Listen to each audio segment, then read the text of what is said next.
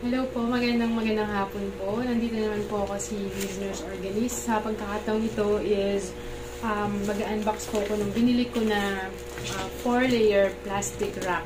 Yung ano po, lagay ng mga kung ano-ano. So titignan po natin, i-review ko po siya and then ipapakita ko po sa inyo kung paano ito ina-assemble. So help me. Watch po. Para baka sakaling kailangan nyo rin po ito at least makabili po kayo din sa description kung saan ilalagay ko po yung link nung product.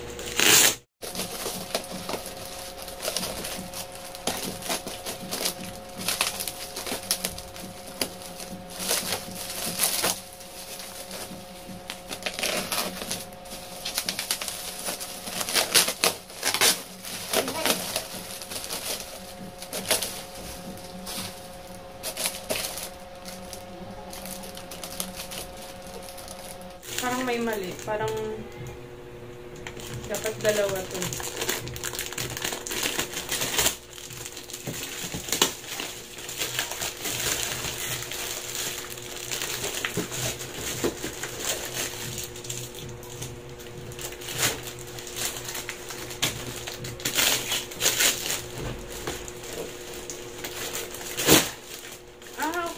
Hindi eh. Okay.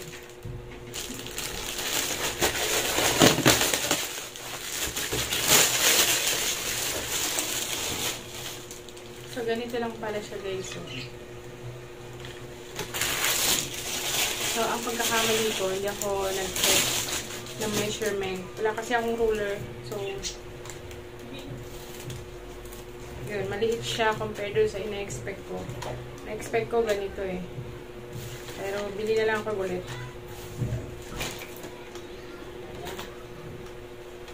Try natin i-assemble na.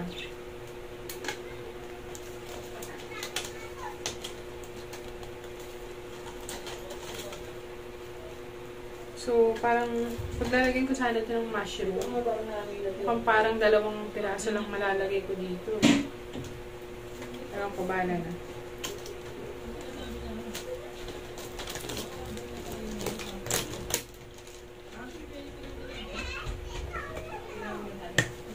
So, kasi may dream po kasi ako na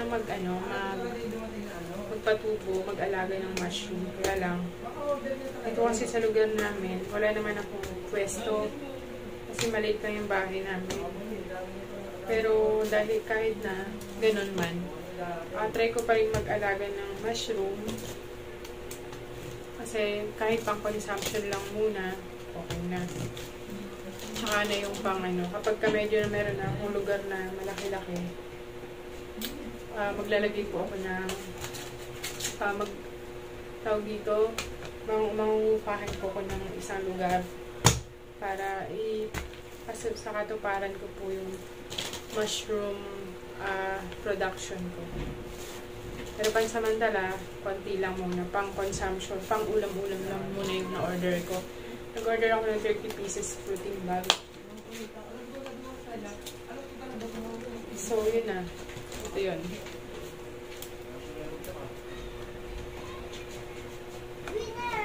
Akala ko ideal siya sa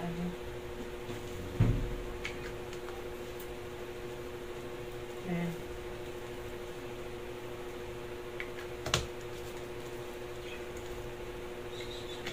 Tanggal lang to. Hindi ko lang nagustuhan kasi hindi siya nag-fit tatanggal. Lagyan ko nila ng tape to. Pang lang to, pang tindahan. Pwede nilagyan ng mga prutas o kaya sa parlor nilagyan ng mga abubot, cutics. Ayan. Dalawa yung nabili ko. Ang mali ko lang, hindi ako nagsukat or hindi ko chinek yung measurement mula bago ako nabili. So, nag-expect lang ako. Pero okay na rin.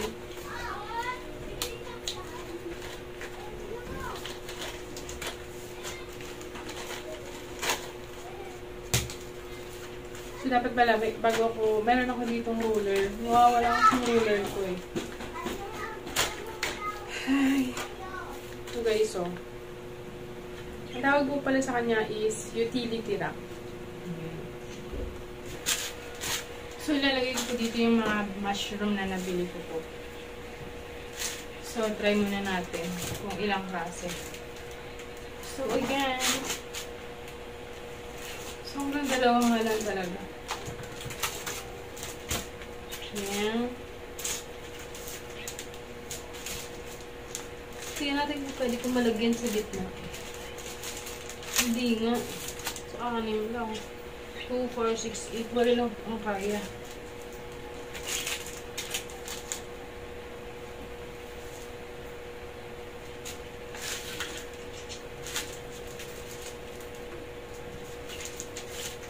Ayan na lang.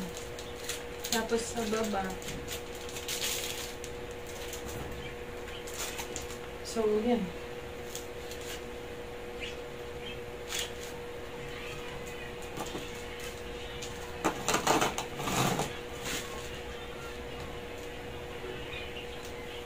So, 2, 4, 6, 8, 9. So, 18 pieces. Ang may lalagay ko siya dito. Dito sa dalawa. So, like that. Ay! So, yun na nga.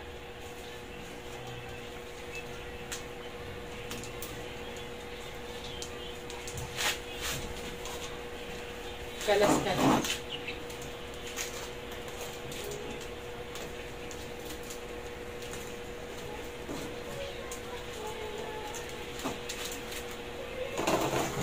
Parang mabigat ata yung mushroom sa kanya.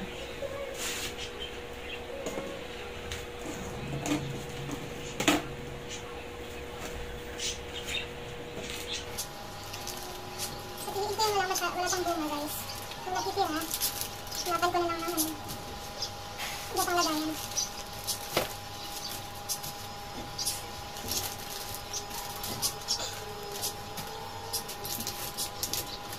Pinagpawisan ako.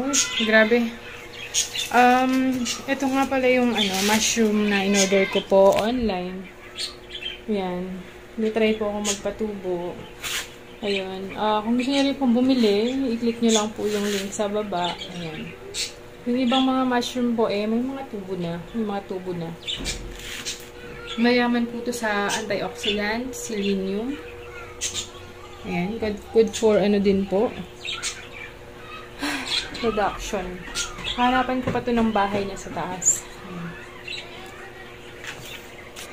Ayan. Sige, hanggang dito na lang po muna. Pahinga muna po ako mga kalis. Pinagpawisan ako doon. Sige po.